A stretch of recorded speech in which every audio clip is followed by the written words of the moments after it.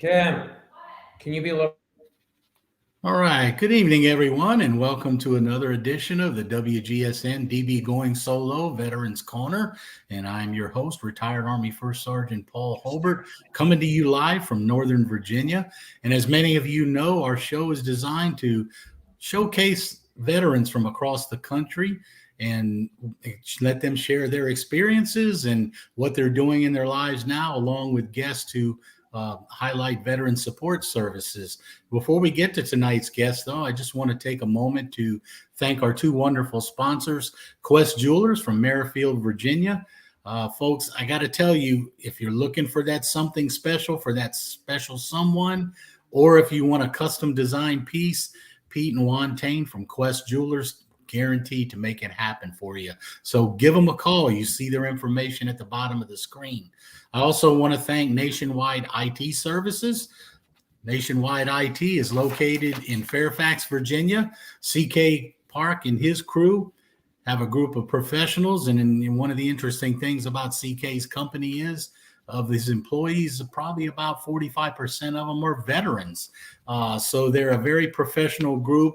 They can help you with all of your business needs, whether it's IT, training, professional development, management services, or management studies. Whatever you need, they can help you. So give CK Park and his crew a call. So let's get to tonight's guest, and I'm happy to have on tonight Doug Katz. Doug was an Army captain and a graduate of the Military Academy at West Point. He's also a graduate of Loyola University with an MBA, and among other things we'll get to later on, but he's also a trained mediator. Now, Doug, he listed himself, and I want to share this, is that he is an awesome husband, and I guess your wife may share that opinion too. And he has three older kids, kind of grown teen. I got one kid in college and one in high school and one in middle school. Oh, okay. All right. And I see that you say you also have three ill-behaved dogs. Yeah, we are really into dog rescuing. So we have three dogs that we rescued. You know, if we fall prey to the fostering, right? You foster the dog and it ends up your dog. Yeah. But yeah. Yeah, I know how that is. That's how we ended up adopting one a few years back. Was a puppy, and then of course we let my grandson take her in to stay with them. So she has a big yard. So I'm with you on that. Yeah. But Doug, I want to thank you for taking the time to come on our show. And so, I got to tell you, during my military career, I worked with a number of officers who are West Point graduates, and you get the personality, the gamut of personalities. So how did you get into West Point? How did that start out for you? I did not. My family did not have like a military history. My grandfather on my mom's side did in World War II, like worked on as contractor working on submarines, but it wasn't like this thing. And it resonated with me when I was in high school, and I kind of was looking the ROTC route, and I had a fantastic guidance counselor who knew the process, said you should look at the academies. So she really guided me in that direction. And, I believe it or not, West Point wasn't my first. I had gone to the Naval Academy summer leadership thing, and I wanted to go there. And then just as the nominations that year would have it, my congressman was like, well, we can nominate you for West Point. So the first time I went to West Point was like the day I reported. But it was, I kind of went in there blind. I didn't know much about, the history there and things like that. So, it was, I'm not gonna say blind luck, but I was really lucky to have been pointed in that direction and have gone in that direction. Yeah. I mean, so how was that experience for you?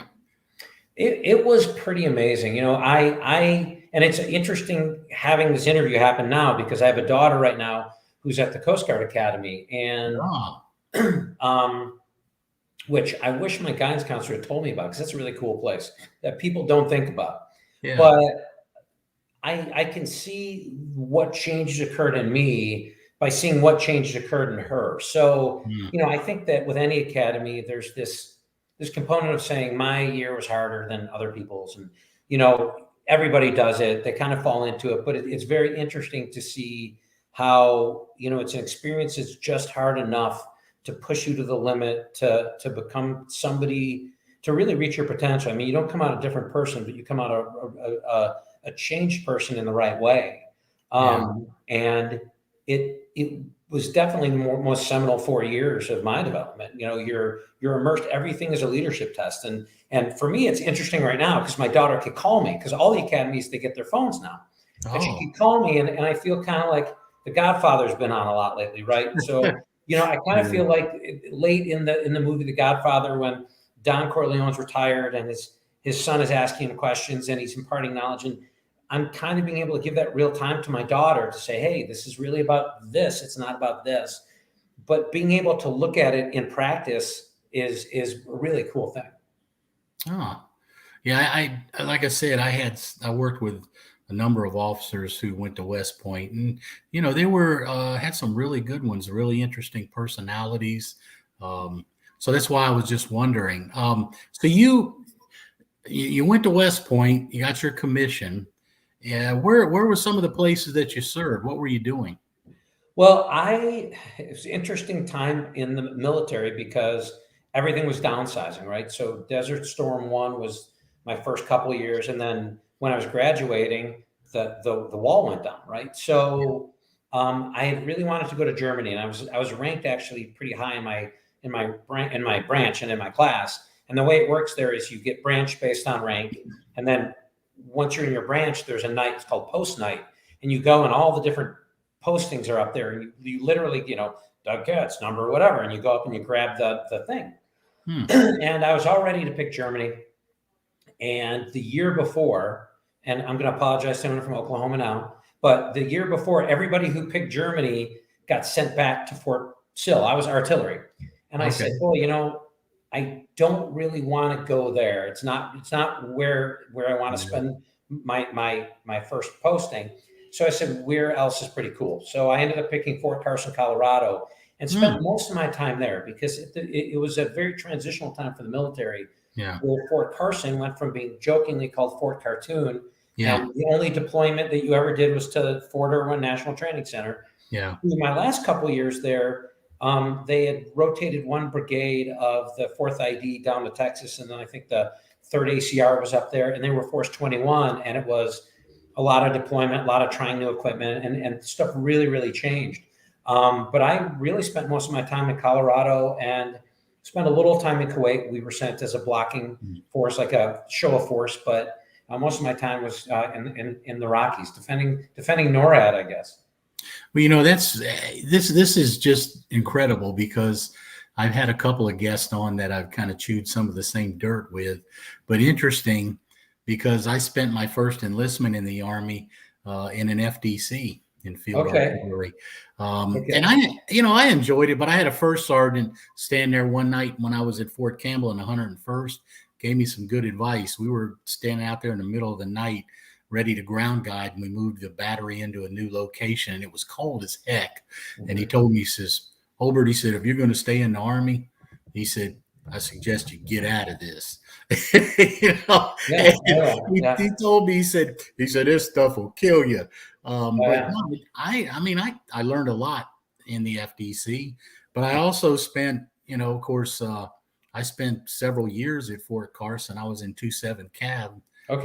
Out on the belt. So yeah, you and I have been running around in, a few of the same places. My wife asked me why I don't have any desire to camp anymore. Not that I did. But I was like, yeah, you go out and it's 20 below zero, and I said, I'm tired of cold and hungry. Yeah. Well, you know what? It's interesting because I talked my wife into getting a camper. We have a camper that we pull, and well, then you're inside though. It's not tent. Yes. So camping is off limits. Yeah. So I'm kind of like you, kind of over the old fashioned camping after all those years. Yeah. Yep. Yeah. So, well, that's kind of interesting. So you said you spent a little bit of time over in the desert. Yeah. And it was the boredom part of it all, right? Like, people say combat or war is hours of boredom followed by moments of sheer terror. Yeah. It was just boredom. It was when Saddam Hussein was still in control, and it looked like he was marshaling some forces toward the border. And we were there just as blocking for. So there was a brigade Yeah. of us in the desert. And if anything happened, and it was different units, like we fell on equipment from a unit that was already there. Yeah. But it was cool. It was cool to go and at least apply some of the stuff, right? And it was nice to apply it where nobody, everybody came home. And that's the important thing. Nobody got hurt, nobody got killed, which was I think a successful thing. Yeah. I mean, I was there for Desert Storm. They deployed. I was in 2nd Armored Cab, and they shipped us over there from Germany, from Nuremberg, as a Right. matter of fact. And we were there for about 6 months during the whole thing. So, yeah, it's kind of like sounds like you guys were kind of sent there to be a speed bump, just like the 82nd was at the beginning of Desert Storm if something crazy happened. Yeah, well, there was a ton of firepower, a lot of Yeah. artillery, Yeah. So I think, if things had happened, the degree that would have been reinforced quickly, but at least would have slowed them down because, Yeah. but yeah, it was, I did get the desert experience, I guess, which is like, wow. Yeah. So you mentioned earlier, about part of the military drawdown, and I think when we were talking, you said that had a little bit of influence with you when you were making the decision to leave the military. So what was that transition like? You made that decision, how was that? It was an interesting time. And I think, when I talk to veterans now or active duty now, because I do a lot of lending for active duty as well, I tell them, really figure out the whole story. Make sure you talk to people. And it was a really weird time, right? So 98, the economy was great. You had recruiters who focused specifically on junior military officers. So, and I got out as a captain, right, at 5 years, so still junior officer, but corporate America wanted them. So you look and you say, well, wow, there's this money over here. And then with the drawdown, you had a lot of people who had really committed their lives and had gone through hardship and done a lot for the military. And all of a sudden there's a drawdown and there's a riff, and people who, knew they weren't maybe going to make general, but knew they could make it a career, all of a sudden couldn't and weren't prepared for it, right? It wasn't this transition where a year out, you're saying, okay, I'm going to do my thing. I'm going to ETS. I'm going to do all this. It was more like, wow, all of a sudden, what do I do? Like all that I had planned. So there was a lot of whispering in your ear to say, get out while you can. You don't want this lifestyle. It's hard on your family. And here's the thank you get. So I, as a lot of people, got out. And I think, it was a unique time because I think corporate America then also was very much like the military. So there was still that sort of, I'll say, agreement, right? Like if I do my job and I do it well, I may not be CEO, but I'm going to be well rewarded. I'll be treated well. There'll be promotion. And I think that was a unique time. It was the end of that era, right? So I think less, when guys are getting out now and I talk to them and they're like, what was it like? I said, hey, I got out at a different time. And you could go to these big companies and have that happen. All of a sudden, the .com bust happens, the telecom bust happens, the real estate bust of 2008. And all of a sudden you see you're way more expendable out there. And I say, what I tell a lot of guys, and I wish there had been people to talk to me about being entrepreneurial. And I have a side business that does lending for a fix and flip and that kind of thing. And the number of active duty lieutenants, because I deal with a lot of officers, lieutenants and people who are getting out, who are doing a ton of investing and building their future that way is amazing. And I wish there had been more mentors at that point to help and be counterbalance against the recruiters, because recruiters are doing what recruiters do. Hey, this is a great job. You're going to love it. There's this, there's that. But there wasn't, when I got out, the number of people who had been successful entrepreneurs saying, give this a shot. Like, what's the worst that could happen? You could fail. And if you fail, you recover and you move on to the next thing. Yeah. So I think the transition for me was simple. It was after that transition that I think I realized, as a lot of my peers did, that the world had completely changed in corporate America. And I had friends that went back in. So, they said, you know what? I don't like this. I would rather be back in. And it was it was timely because all of a sudden we were at war. So they were looking for experienced officers. Yeah. Yeah. I said, well, I mean, and the thing is, everybody's got their own particular reasons as to, how long they stay, when they leave, why they leave. Um, but you went on to do quite a bit, because I know that not only are you the mediator, but you were a loan officer for a long time. No, I'm still a lender. So Yeah, my so you're still lending. Tell us a little bit about that. What you're doing now. well, so in lending, you can kind of be one of two things. You could either be sort of everything to everybody, or you can really pick some niches. And aside from the veteran niche, I spend a lot of time doing stuff for vets. I work in the divorce space, and with the divorce space, the divorce market, I really look at more as a practice. And I do, I have a specialization in helping people prepare for and navigate the process during a divorce, the lending process. But many times they need help with how do you split the house, right? It's a real weakness in the market because there's people who can figure out what's fair and equitable, but they don't necessarily know what the rules are. So they might come up with a great agreement, then you go to do a refinance, and what happens? You can't do it, or they're just not working the right way as they're figuring out how to split the equity. So one of the things I did was get my mediation credentials, because I either help my clients who are getting a divorce. If it's an amicable one, I help mediate that way, or I can help people if I'm not even the loan officer, I can help them come up with a fair and equitable breakdown that's going to work for them, but also is going to work from the lending industry. Yeah. So this is your business that you have now. Is it called Split Ready, I think? Yeah. So what I work for a company called On Time Mortgage, where I do my residential lending. That's where I take my clients, and it's great. It's owned by an '87 grad, so I knew it felt like home when I was there. And his partner is very supportive of veterans, so it's a great company. But then I have another company with a partner that I've had through as I've worked at different lending institutions, called Split Ready. And it's about preparing people for divorce. It's for what questions should you be asking, what planning should you do. The big mistake most people make is they don't plan. They just kind of jump into it. And part of what made me think about Split Ready was sort of the op order, right? Like in the military, where you can deploy anywhere in the country and use the same operations order, and it works. And when people are talking about the divorce, they're like, mine is different. But the reality of things is, the specifics are different. The planning process isn't. Yeah. And I'm just one part of that. I really specialize in the lending and the real estate piece. But I work with a lot of other people that do other things.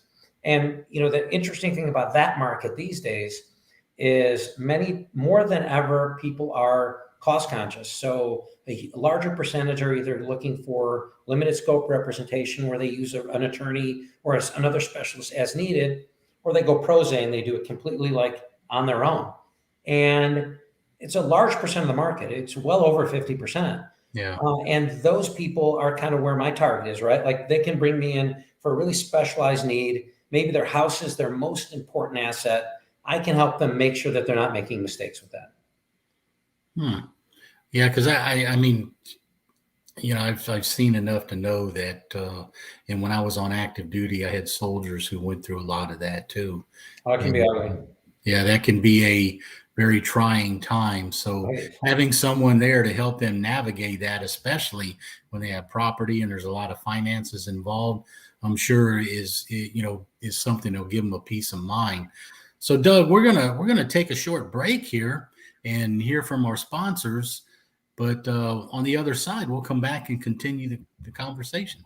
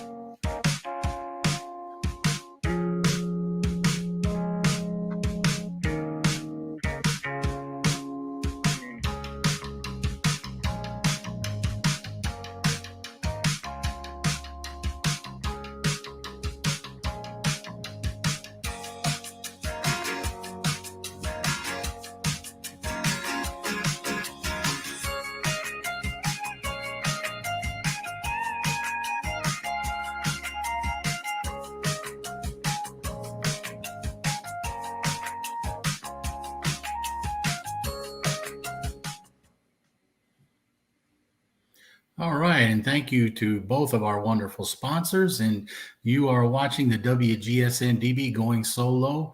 This is the Veterans Corner, and I'm your host, retired Army First Sergeant Paul Holbert. And our guest tonight is Army Captain and Veteran Doug Katz. And Doug, one of the other things that I want to share with the audience that I'd like for you to tell us a little bit more about is you also host your own podcast with your business. So can you share a little bit about that with us? Yeah, I used to do another one that was completely divorce related, and it was supporting the Split Ready brand, but we kind of ran out of steam. And so I still wanted to stay active in podcasting and creating media and content. And it occurred to me, like, one thing I do is I start a lot of things. Like, I have a lot of hobbies. And our whole thing about Split Ready was getting started, right? It's getting started with a divorce in that case. But it occurred to me that what stops people from getting started is knowing how. So my partner was Split Ready, and I started Getting Started.life, which is also on the Going Solo network, goingsolomedia.com.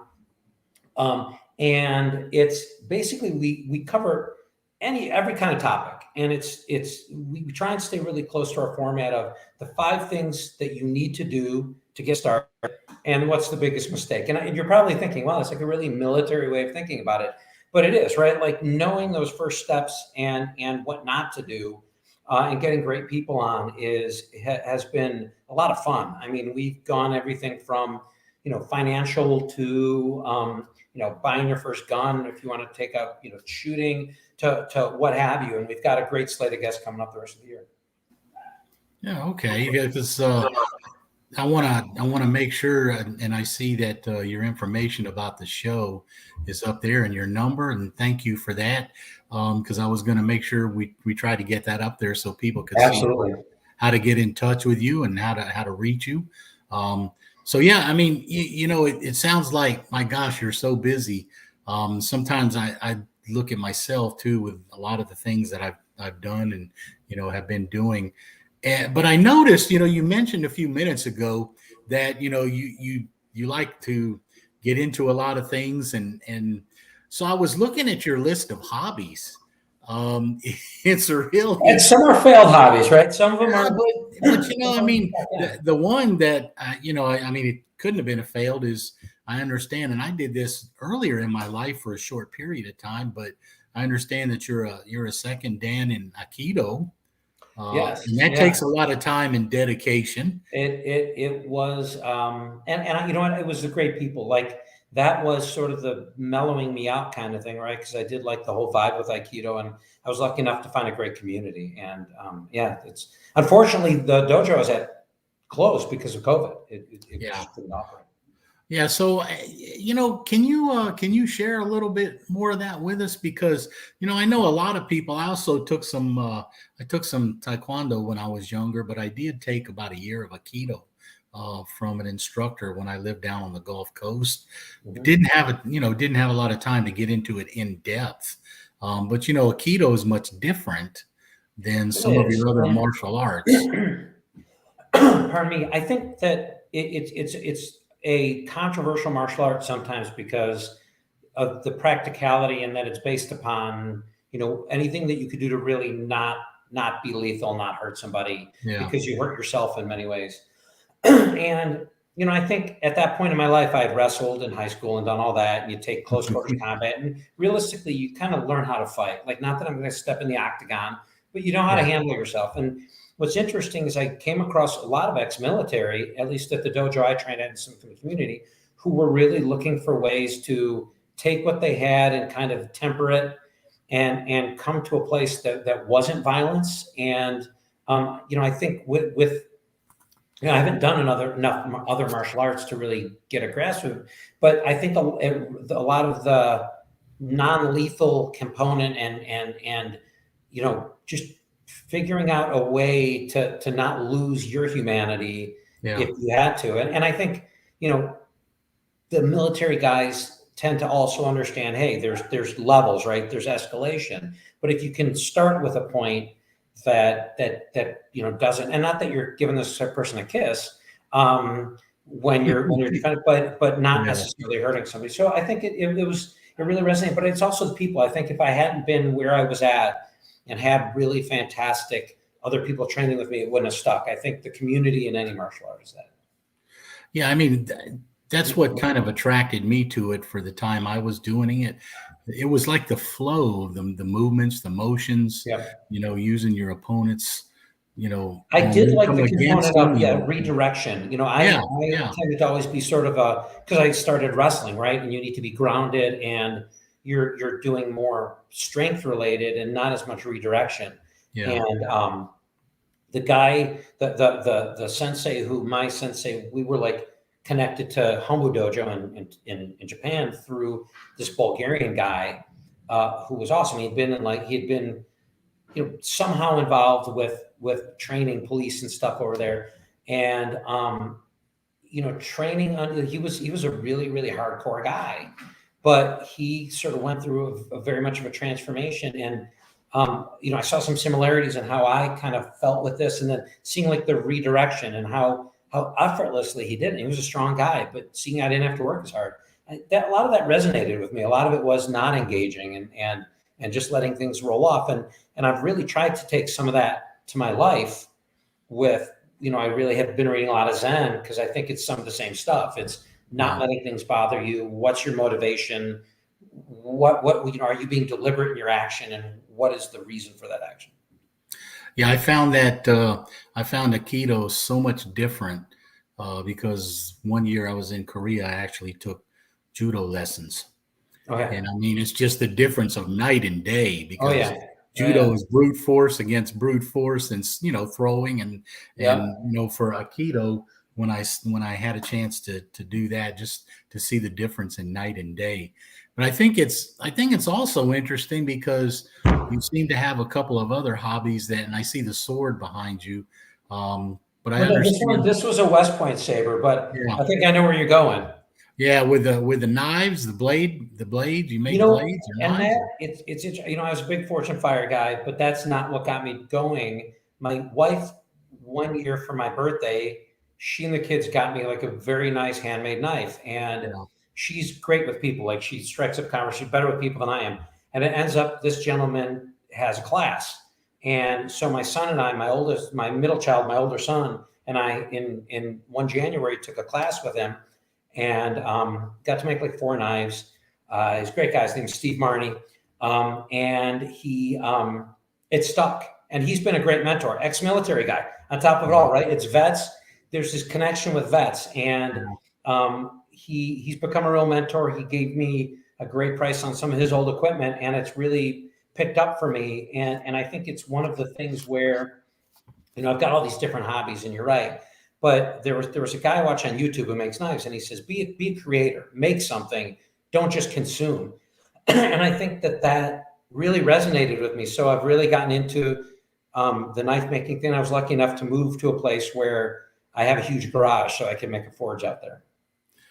Yeah, well, I guess, where you're talking about trying to make something to give back, did that kind of feed into your hand loading hobby that you got? With that, there was a point I had a business that didn't work out that was about prepping. And I really got into the, like, not the crazy, like, apocalyptic prepping community, but just sort of that military thinking, like, hey, crap goes wrong and you have to be ready for it. And I was like, okay, well, I was really into I'm a kind of an anachronistic guy, and I really like revolvers and lever action guns. And I was like, wow, this stuff is easy to load and it's expensive to buy with 357. So I'm like, I'll figure out how to make it. And it made sense for my prepping business and the media I was creating for that, in terms of, it's very easy to store things and that. And I've enjoyed doing that with that. It's less a creative outlet for me. That's more the analytical piece. Like, okay, what's this load going to do? And luckily I buy, guns that can handle large loads or ones. But, I kind of like that part about really having some control over the process. Yeah, I think it's kind of interesting because you talk to a lot of veterans, and a lot of us have this, of course, have this history with all kinds of weapons while you're in the military. And, I had owned a few while I was on active duty. And it's kind of funny because one of my one of my sons, who still is, his wife is actually on active duty, and he's the spouse now. So a little turnaround there. And he's got 3 kids, and he started taking his oldest boy to the range with him to fire. And he sends me pictures occasionally, and he says, "Yeah, Dad," he said, "I remember all those days you took me when I was young." And he said, "I'm trying to teach him the same stuff you taught me." So it Yeah. it Well, seems to be a thing with us ex-military guys, it I does. guess. It's funny though, because all my friends make fun of me because of the guns that I use. And I had an AR-15 and I got rid of it. I'm like, I got rid of it. Everyone's like, oh, they got to you, right? They got to you. Why did you get rid of it? I said, well, one day I went to the range with friends and we went through a whole bunch of rounds and I was cleaning it because nobody ever helps you clean, right? Yeah, And I'm cleaning it and I'm like, I hated doing this in the Army. yeah. Why am I doing this right now? And Yeah, that's when I yeah, said, you know what? It's a great system, whatever. But I said, I hated cleaning it, and it's just the gas impingement is dirty. And I just never have gotten back into that world. I like, for me, again, it's about like the mechanics, like the engineering that goes into like a revolver or something like that just is more resonant with me. yeah. I mean, I'm actually the same way. Well, the good thing is, though, at least if you were cleaning your own AR-15, you didn't have to take it back to an armor and have them give it to third degree Well, right, but before you could take it in, they right? train you so that Yeah, you're like, where you're not going to turn it in that way. You just don't like it. You're conditioned, right? yeah, So you're going in there and you're like, oh yeah. God, Your fingers, yeah. yeah, Yeah, yeah, but yeah. I'm like you. I mean, I'm actually a revolver guy myself, and that may have stemmed from the point where I spent a year as a police officer before Okay. I went into the Army, and I carried a 357 as a side weapon. It's And pretty it good. was, oh yeah, It's a good all around, and you can put 38 in it. And then, yeah, when I'm working with new shooters or something, yeah, I can take, and they're like, wow, this is great. So I just found there's a lot of gun snobs, so I was really into the shooting for a yeah. while. But there's just a lot of gun snobs out there. So I kind of did my own thing. I just recently moved about 3 months ago. So I haven't found a place up here yet. Yeah. Well, I mean, you've done so much. I mean, you're into a lot. You've got your show, your financing and everything that you're doing. But if you don't mind, tell us a little more about your family and your kids. My family, I met my wife when I was in Colorado, and her friend from Iowa, she went to University of Iowa, was dating another West Point grad, and it was just kind of traveled in a group, and she didn't follow the advice to stay away from my roommate and I because we had a party house, we'd have all kind of parties. So we got married, moved back to Chicago, and until recently lived in Oak Park most of the time we were here. She now works for a hospice company, and she is sort of the bridge between when people are considering hospice and when they move into hospice. So, kind of giving back, the same kind of thing we talk about with veterans. I've got 3 kids. One right now, again, is at the Coast Guard Academy. She's a 4th class, and I guess she's enjoying it. We're enjoying it. And then I have a 16-year-old who's a junior at Cary Grove High School, and I got a middle schooler, and they're all good kids. They're really good. I'm lucky. I was really blessed with not having any tragedy coming out of COVID, and I'm like every parent. There's days when I want to pull a Homer Simpson and strangle them, but I'm lucky that they're really good kids. So I'm trying to remember, the Coast Guard Academy is right up here on the East Coast, right? It is. It's in New London. Yeah. And it's again, it's really cool. It's one of those ones where I was lucky enough to have a friend who's my classmate from West Point, whose daughter's a first class there right now. And when I was talking about my daughter wanting to look at the academy, she goes, look at Coast Guard. And we went out there, and my daughter's a pole vaulter. So she ended up being a highly sought after recruit for them because it's Division III, which kind of matched where she was at that point, and it was just a great mix. And I think the mission there, like this, when people ask me about the military, like should I go into it, I say you got to think about the mission and what you're going to be doing afterward. Yeah. And although she wanted to follow me, follow my footsteps, West Point was kind of first in her mind until she saw the other. I think that the rescue drug interdiction, Mhm. the more, I don't know, the mission that's not as combat driven, but no Yeah. less service driven. Yeah. Yeah. That's what I was going to say. Service driven I remember that my wife and I took a cruise up the East Coast of Nova Scotia several years ago. And that was back when the piracy was a little more Yeah. prevalent. But I remember as we pulled into a number of the ports, there were actually Coast Guard vessels Oh yeah. patrolling around the cruise ship in the ports. There's like Coast Guard in Guam. Like I never knew like we deploy Coast Guard. It was one of those things where I just didn't know a lot about it. Yeah. And it's interesting. I did research, and it's like they retain like this huge percentage of people because they stay in because they really just love the service so much. And Yeah. I think it's just a really interesting thing that nobody even really thinks about. They're like, oh, Coast Guard, but you never like, wait, where do they train? Like, how do they get their officers? That kind of thing. Well, Doug, I think I got to tell you, man, it's really been great talking with you. But I wanna ask you one more question that I usually ask all my guests. If you had a single thought or a single piece of advice that you would like to share with the veterans or our audience, what would it be? I think it's help vets, right? Like you and I were talking before, and when you asked me to be on the show, and I'm going to have you on mine. It's really about giving back, and in any capacity that you can. I tend to look at armchair patriotism, and it drives me crazy. Like people drive around with a flag on their truck, Yeah. but Yeah. what's the last thing that they did that's truly measurable to help a veteran?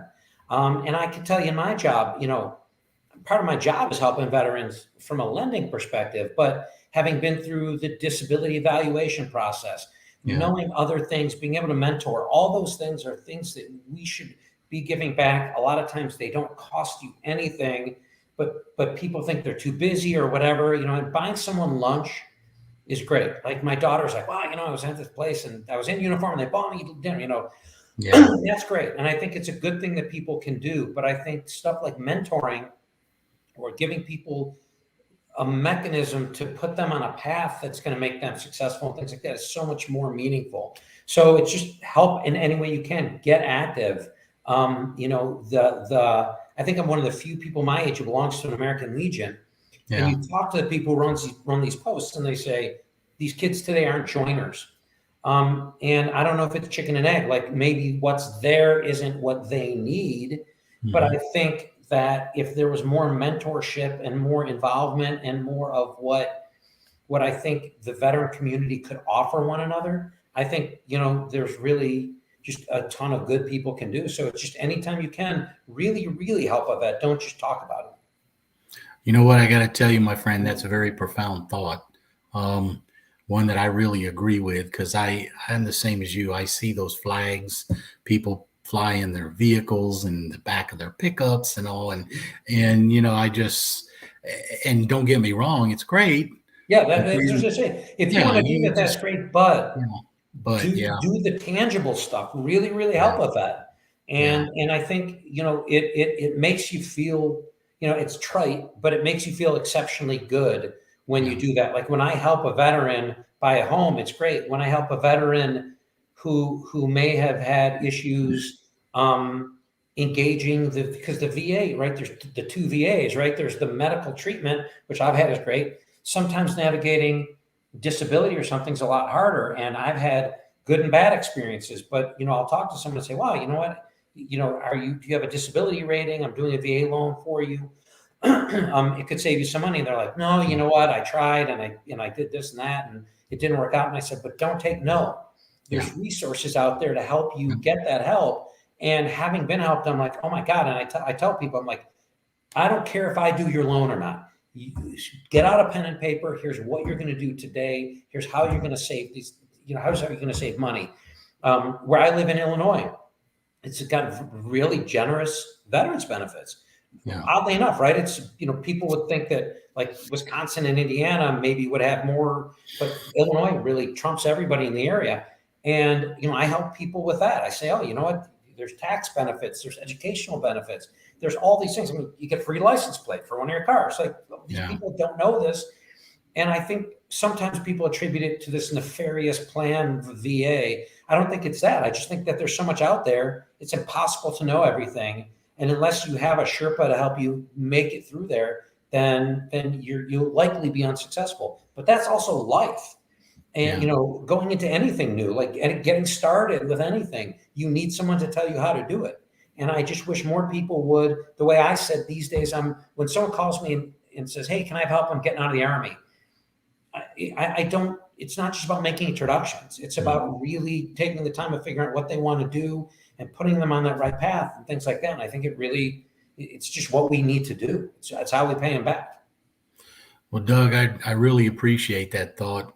And I really appreciate you taking the time to come on our show tonight. Thank you for having me. So I want to thank you and thank you for your service as well.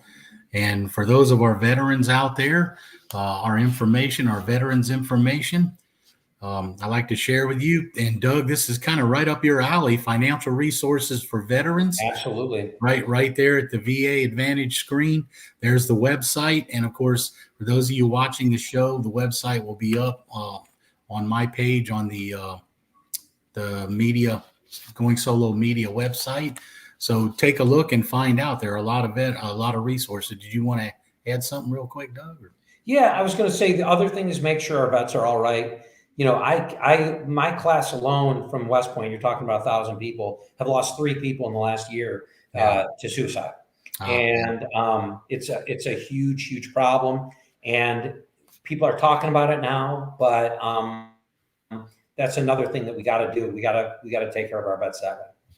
Yeah, we actually have that up on the website as well, the suicide assistance for veterans. So thank you. That is a very good point. About 22 people a day, 22 veterans a day. So for those of you out there watching the show, keep that in mind. There's help out there if you need it. You just have to reach out for it. So you've been watching the WGSN-DB Going Solo Media Veterans Corner with your host, retired Army First Sergeant Paul Holbert. I want to thank you for joining us this evening and thank our guests. And for you veterans out there, as always, thank you for your service, and we hope to see you on our next show.